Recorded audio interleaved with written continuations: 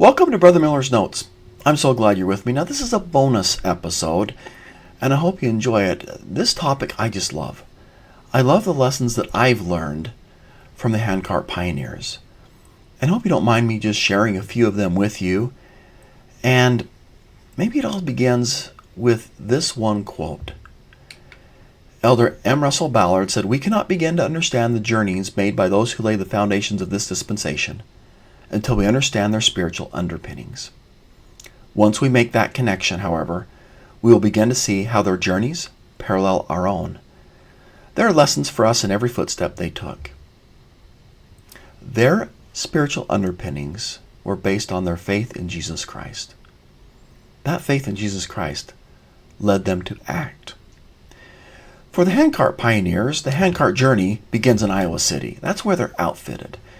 And it was a major operation to get all these handcarts built and people outfitted and ready to go. It took a few months. And if you go there today, you can see the Handcart Pioneer campsite that they would arrive like in May of 1856. And when they got there, I think it's kind of a realization that these Handcart pioneers had, they can't take everything with them. There's only a certain limited amount of personal items that they could take. They just couldn't carry it. Jean-Jacques said, quote, "As only a very limited amount of baggage could be taken with the handcarts, during the long stay in Iowa City camping ground, there was a general lightening of such things as could best be done without. Many things were sold cheaply to the residents of that vicinity, and many more things were left on the camping ground for anybody to take or leave at his pleasure. It was grievous to see that heaps of books and other articles thus left in the sun and rain and dust, representing a respectable amount of money spent therefore in England, but thenceforth a waste and a dead loss to the owners. This caused many heartaches, for many of the cherished articles brought from the old country were disposed of at great sacrifice." Elder Boyd K. Packer kind of looked at this situation and analyzed the significance of the offloading of excessive baggage. He pointed out that everything taken at the outset by those handcart pioneers were deemed indispensable, but the defining of indispensability was rapidly revised in the interest of survival, and priorities established on the scale, size, weight, and immediate usefulness. Why did these handcart pioneers discard so many things? Because they could not carry it. Isaac Foster pointed out the irony that possessiveness compelled most of the immigrants to cling to their burdens until they wore out their teams. And C.E. Peterson added, "To lighten up at the outset was our salvation." That's a little bit in life. Possessiveness sometimes makes us want to cling to things that really are burdens that really we should just give up. President Hinckley gave an example. "So many of you go throughout life carrying grudges. We say we forgive, but we cannot forget. The Lord has said, 'I will forgive thy sins and remember them no more against thee.' Brothers and sisters, I plead with you, if you have in your systems any element of grudge against anybody, an unforgiving attitude, get rid of it. It will destroy you. It will poison you. It will affect your lives. It will affect your children." One of the things I learned from the pioneers is there are some things in life that aren't worth carrying. We have to decide what's worth carrying on our journey to our promised land. And being possessive may hinder us on our journey. This is Levi Savage. Levi Savage has a very unique background. He was a part of a group of people who came on the Donner Party. Now, the Donner Party in 1856, I spent that 55-56 winter, it's now Donner Pass. It was a tragedy. The next spring, as a part of the Mormon battalion, he is semi-recruited in, and they come and find the remains of what was left of that camping ground and take care of them. He sees firsthand the difficulties that happen when people are stuck in the snow in the mountains. As a result, he has a very unique perspective as he goes on a mission and he comes back and now he's a part of these handcart companies that are leaving too late in the year. At a tense meeting in Florence, Nebraska, on the 13th of August, 1856, Levi Savage was asked for his views and told the group he firmly believed that embarking west so late in the season was dangerous. When overruled, Savage reportedly said, "What I have said I know to be true, but seeing you are to go forward, I will go with you. We'll help you all I can. We'll work with you. We'll rest with you. And if necessary, we'll die with you. May God in his mercy bless and preserve us."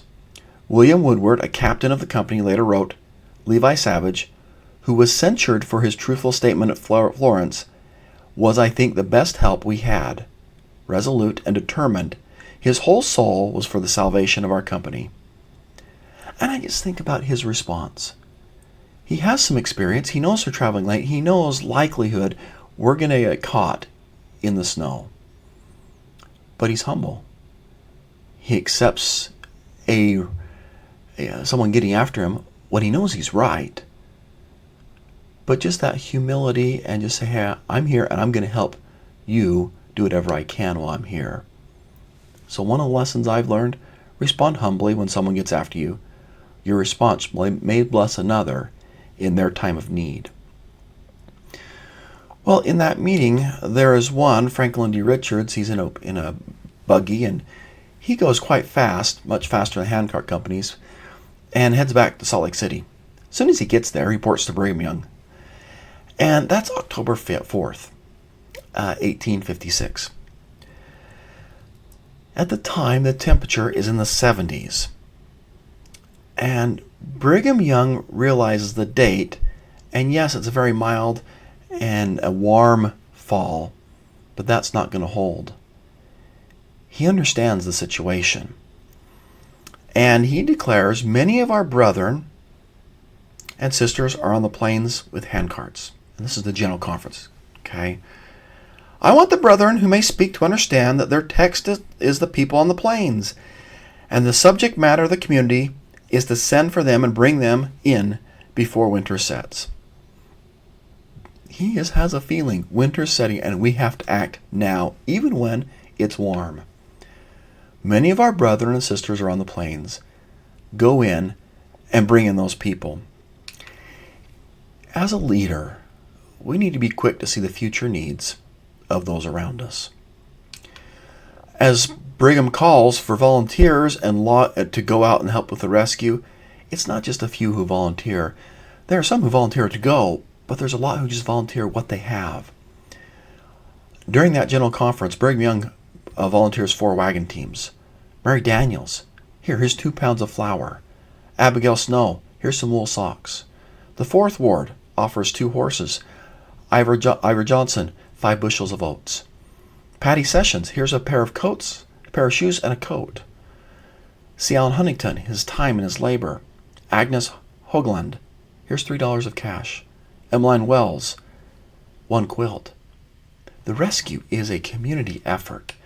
And as they start to get outfitted, the typical rescue wagon is going to have 2 teamsters, 4 to 6 mules, 1,200 pounds of food, 200 pounds of clothing and blankets, 800 pounds of feed for the animals, and then you got another 400 pounds just of other supplies. With that being outfitted, the rescuers set out. And I don't know if this is going to be helpful, but we're kind of going to focus on 3 different groups. 1, those to be rescued. The Willie Company, the Martin Company, and the Hunt and Hodgett wagons. And we'll kind of get their progress going one way and the rescuers coming another. You have the express rescuers. There's a few of them. Their job is to go out as fast as they can. They're very lightly loaded. They don't have a lot of supplies, but their job is to find them and then kind of send word back so the main rescue groups can bring relief to these groups.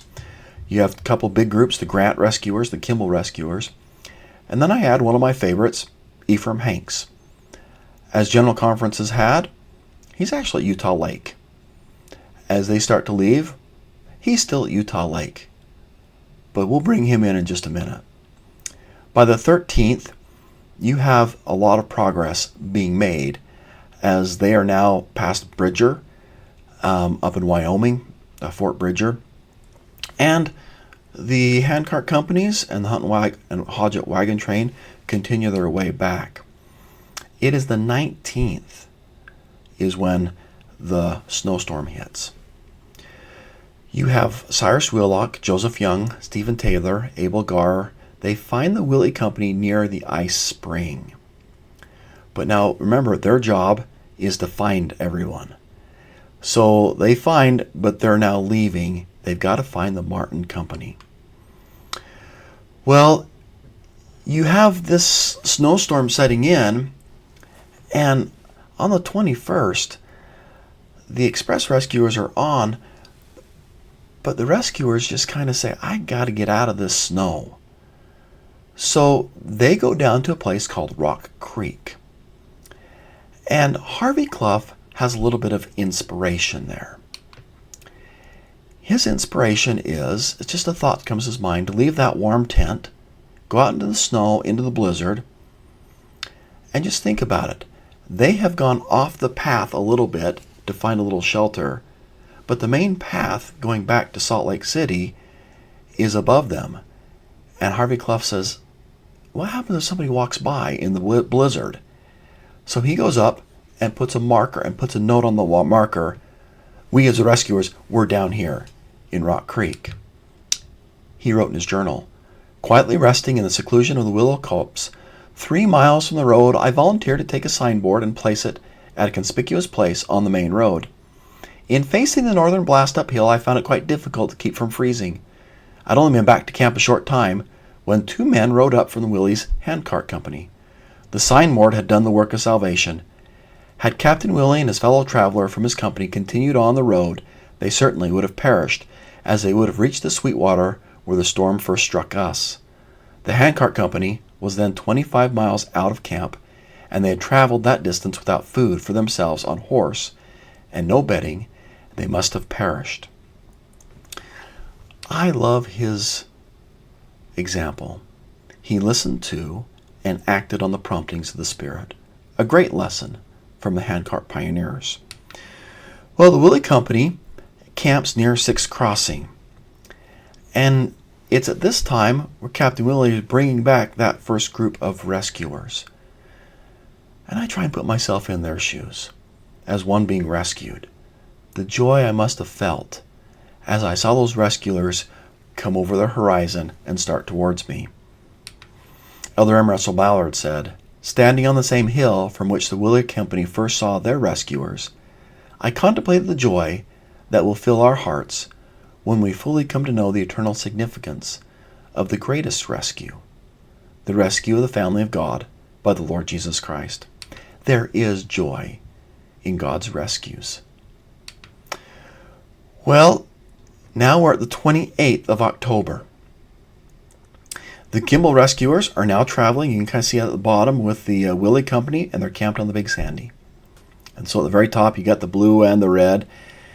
And you have the express rescuers. They've been searching and trying to find the Martin Company. They know they're still out there. And they see what they say, quote, a white man's shoe track on the road. And that's when they kind of have to turn around and find the Martin Company.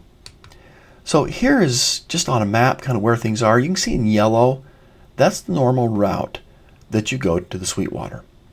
And we're going from Fort Casper, which is going to be a little bit right above where my head's going to be, and they're going to be going to the left. The blue is the Sweetwater River.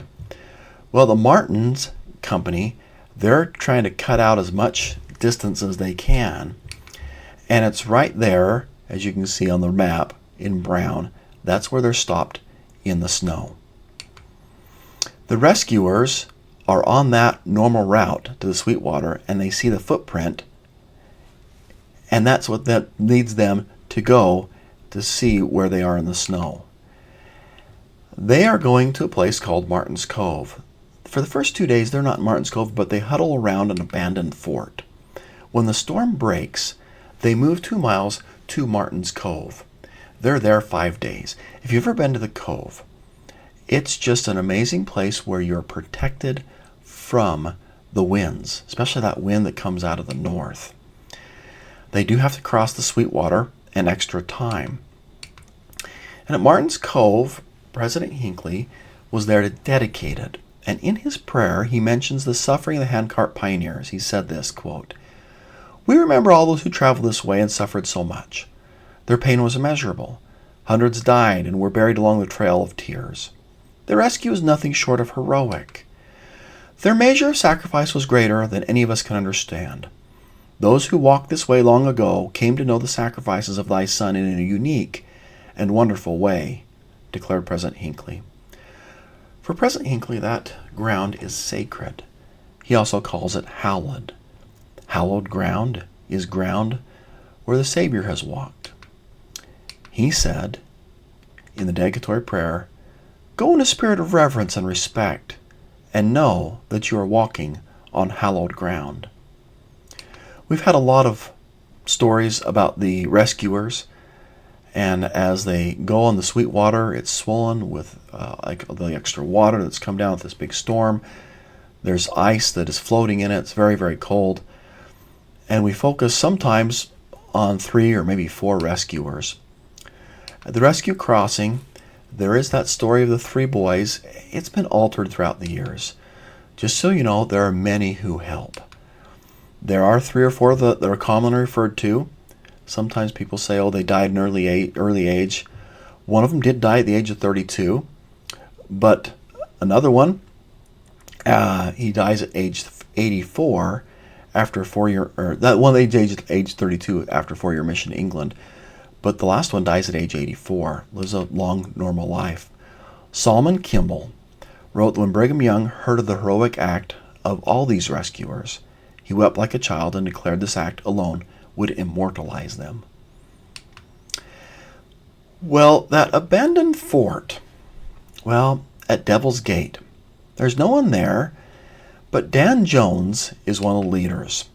He's a part of the express group that discovers the Martin Company at Bessemer Bend. He is the best cook, and he's selected to remain with 18 others to take care of all the goods. They cache them there to lighten the load, and they're going to come back in the spring and get them. They only had 20 days provision to last 5 months. They knew they'd be in a little bit of world of hurt.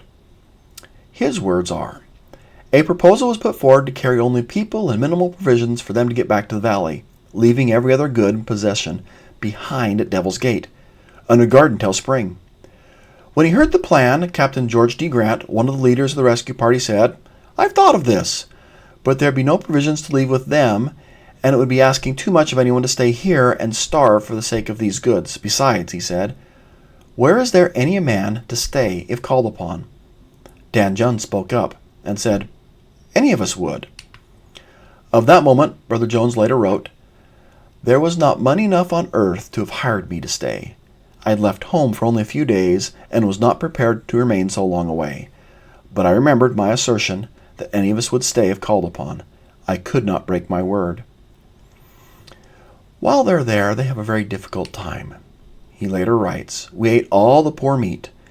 One could get hungry eating it. Finally, it was all gone. Nothing but hides were left. We made a trial of them. A lot was cooked and eaten without any seasoning, and it made the whole company sick. Many were so turned against the stuff that it made them sick to think of it. Things looked dark, for nothing remained of the poor rawhides taken from the starved cattle. We asked the Lord to direct us what to do. The brethren did not murmur, but felt to trust in God. We had cooked the hide, after soaking and scraping the hair off until it was soft, and then I ate it, glue and all. This made it rather inclined to stay in us longer than we desired.'" That's an understatement. Finally, I was impressed how to fix the stuff and give the company advice, telling them how to cook it. For them to scorch and scrape the hair off. This had a tendency to kill and purify the bad taste that scalding gave it. After scraping, boil 1 hour in plenty of water. Throwing the water away, we had extracted out all the glue. The wash and scrape the hide thoroughly, washing in cold water, then boil to a jelly and let it get cold, and then eat with a little sugar sprinkled on it. This was considerable trouble, but we had little else to do, and it was better than starving. We asked the Lord to bless our stomachs and adapt them to this food. We hadn't the faith to ask him to bless the rawhide, for it was hard stock. After eating now, all seemed to relish the feast. We were 3 days without eating before the second attempt was made. We enjoyed the scrumptious fare about 6 weeks and never had the gout. Just a couple of lessons I learned from Dan Jones. Keep your promises, whatever promise you make. And Elder Bednar, from that quote from Dan Jones, made a great observation and another lesson we can learn from these handcart pioneers. Elder Bednar said, quote, "My dear brothers and sisters, I know I would have prayed in those circumstances. I would have prayed for something else to eat. Heavenly Father, please send me a quail or a buffalo. It never would have occurred to me to pray that my stomach would be strengthened and adapted to what we already had." What did Daniel W. Jones know? He knew about the enabling power of the atonement of Jesus Christ. He did not pray that his circumstances would be changed. He prayed that he would be strengthened to deal with his circumstances. Just as Nephi, Amulek, and Alma and his people were strengthened, Daniel W. Jones had the spiritual insight to know what to ask for in that prayer. So maybe another lesson that Elder Bednar pointed out, pray to be strengthened to deal with your circumstances, what you have right now. Well, as they're going to leave Devil's Gate, you can see that kind of right by where my head is, just off to the side, and Martin's Cove, they're going to be on their way up through Rocky Ridge and Rock Creek, and they'll be at a place called Rock Creek Hollow. It's at this point where it's a hard trip. Many of them are suffering from malnutrition over an extended period of time. They have a few rescuers who are with them. They're trying to help them along the way, but it's a hard thing to get to where they know that Rocky Ridge. It's cold. And in their despair, as they're camped, they see an individual coming along. Ephriam Hanks. As Ephriam Hanks comes, you may remember the story. He is one that feels inspired. He has a dream where the Lord says to him, "My people need you." And he just answers, "I'm ready to go." He reports to Brigham Young and says, "I'm ready." And he heads up. He is an experienced mountain man. He has traveled the path very many times. So when he leaves his wagon behind with Reddick Allred, he just goes on advance. He's just there to help. As he stops one day to pray, he looks up after his prayer and sees 2 buffalo. Now, buffalo in the middle of snow in the winter are a very rare thing. For Ephriam Hanks, those buffalo were an answer to his prayer. He takes his gun, shoots both, gets the meat, and gets it ready, puts it on his pack animals, and he's taking it in and meets the Martin Handcart Company. He meets them near Bitter Cottonwood Creek. And you can kind of see from the picture and the people, they're just thronging him. He doesn't have enough meat that's going to make a lot of difference. But he does bring something I think far greater. He brings hope. Ephriam Hanks received the promptings to go and help the Handcart people. He was ready and gone in a couple days after he receives that prompting. He passes the Willie Company at Fort Bridger, continues past the other rescuers who stopped at South Pass. He kills the buffalo, considers them gifts from God. He feeds everything he has to them, and people realize, here's a man of God. They ask him to give a blessing.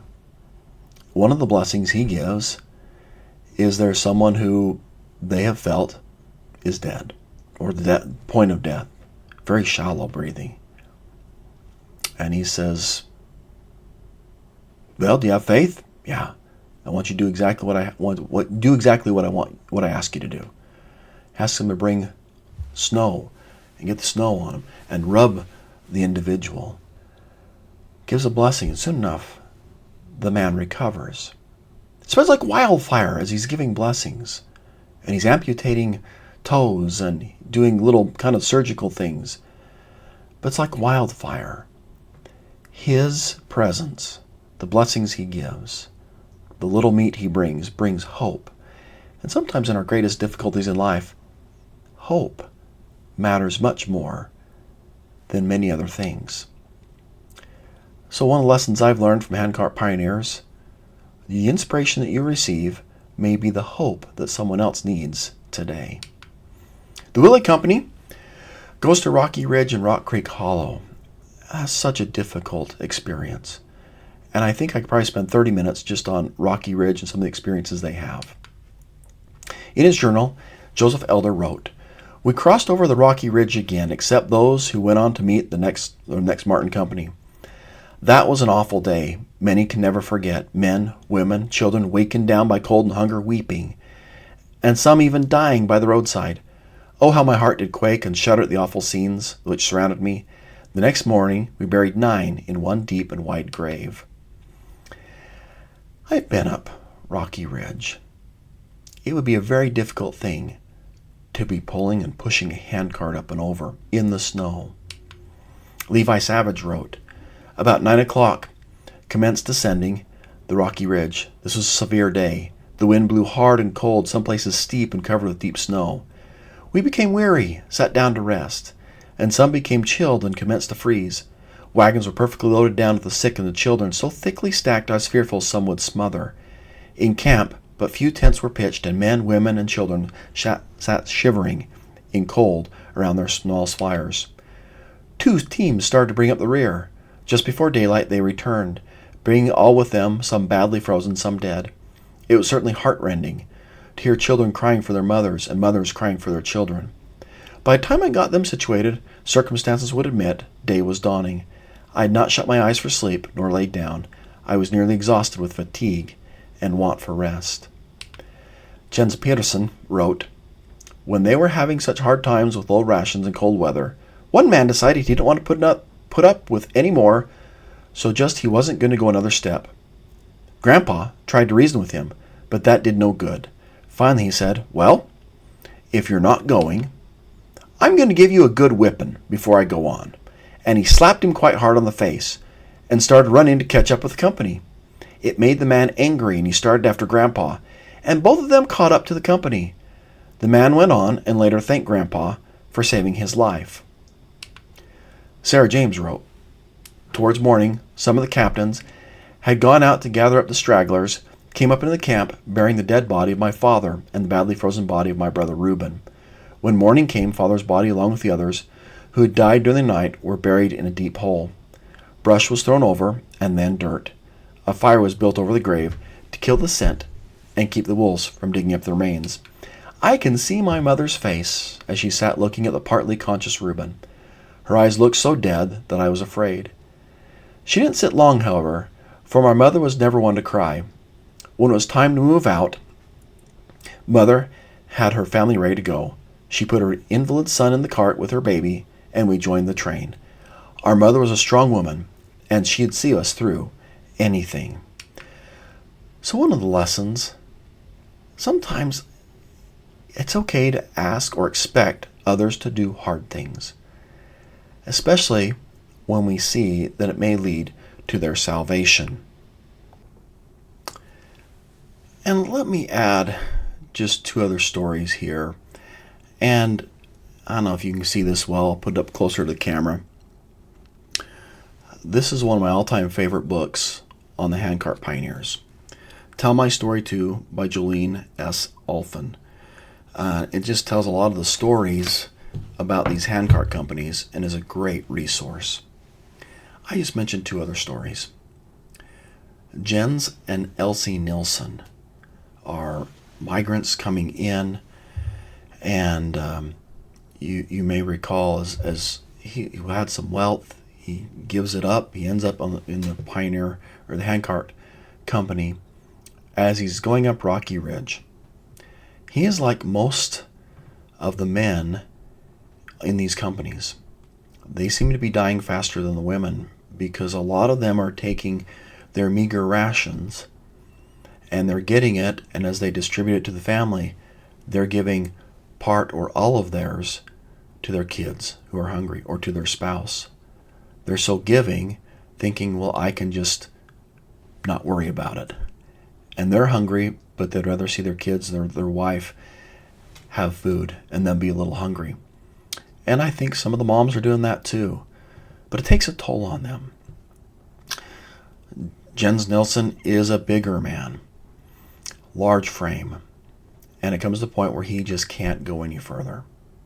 Elsie, she's like a wee granny. She's smaller. And as he just says, I quit, but I just can't do it. Elsie turns to him and tells him to get in the cart. And she pulls him up Rocky Ridge.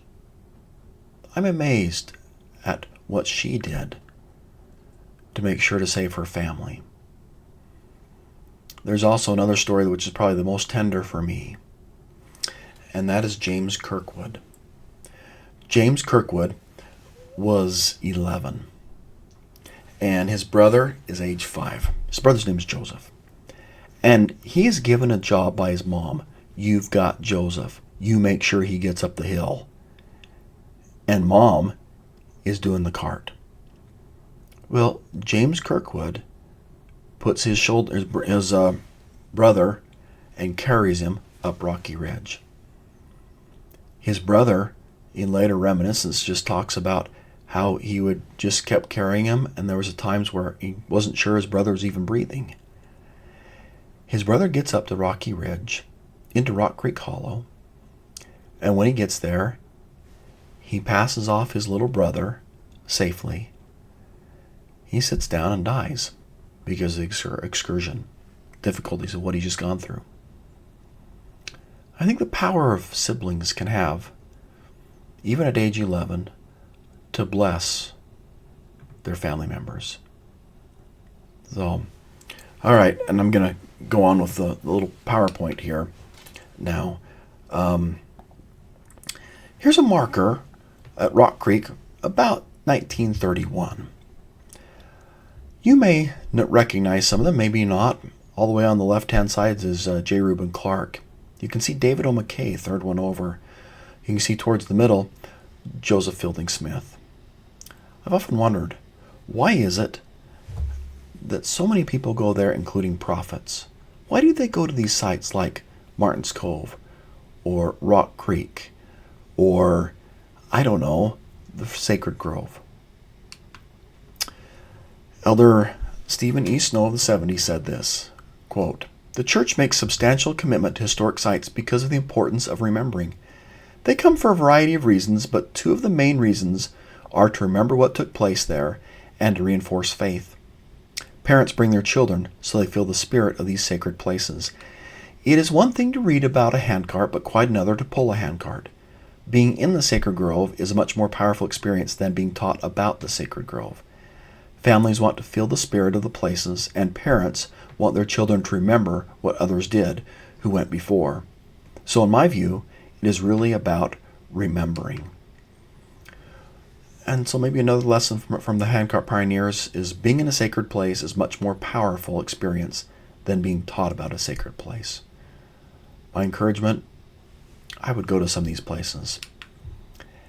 And on a personal note, I've visited quite a few of the church historical sites, and I've been in Israel and Egypt. This is one of the places where I have felt the Spirit the strongest, is at Rock Creek Hollow. Now, Reddick Allred is one of the rescuers. He's assigned to wait with some extra supplies at South Pass. Now, South Pass, just as you'd think, it's on top. You can just picture the winds blowing. There's no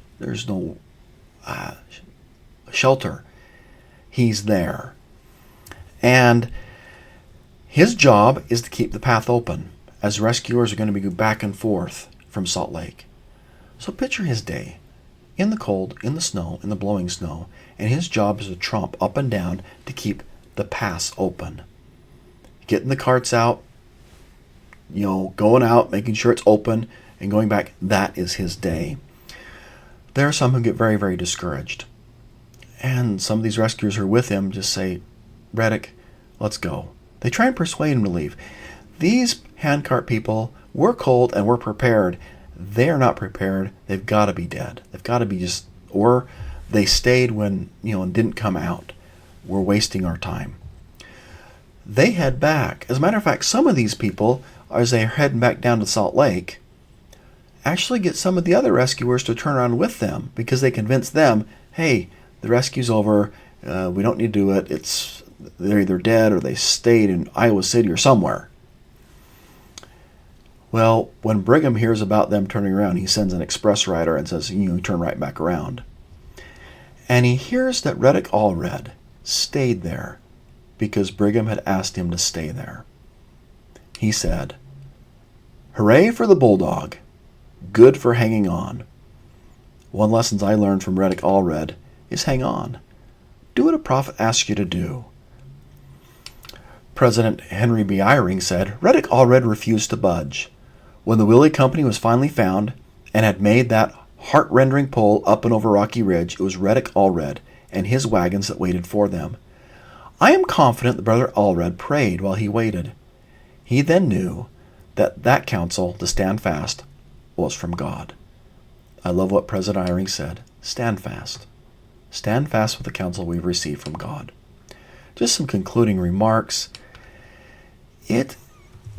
Just the realization that each of those little wagons you can see is equivalent to 5 wagons, rescue wagons. There's more than 200 rescue wagons that are sent between October 7th and December 15th. There's thousands that help in the rescue. You have 1,250 are saved. And yes, tragically, 250 passed away. And Brigham Young said, "We will continue our labors of love until they're able to take care of themselves." I have learned in life that rescues of a few individuals take a lot of people and take time. Don't give up. Keep putting in that time and get that village to help out the individual.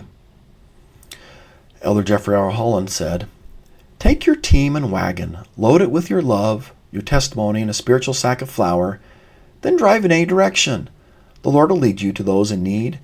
If you will but embrace the gospel of Jesus Christ, open your hearts and your hand to those trapped in the 21st century equivalent of Martin's Cove and Devil's Gate." And Elder M. Russell Ballard said, "We cannot begin to understand the journeys made by those who laid the foundation of this dispensation until we understand their spiritual underpinnings." I hope that as I started with this quote and end with it, you're reminded of not only their spiritual underpinnings, but yours, of your faith in Christ. Because, going on with the quote, once we make that connection, however, we'll begin to see how their journeys parallel our own. Their lessons are for us in every footstep they took. Thank you so much for spending some time with me on one of my favorite topics, lessons learned from handcart pioneers. Hope one day to see you on the trail. Keep smiling.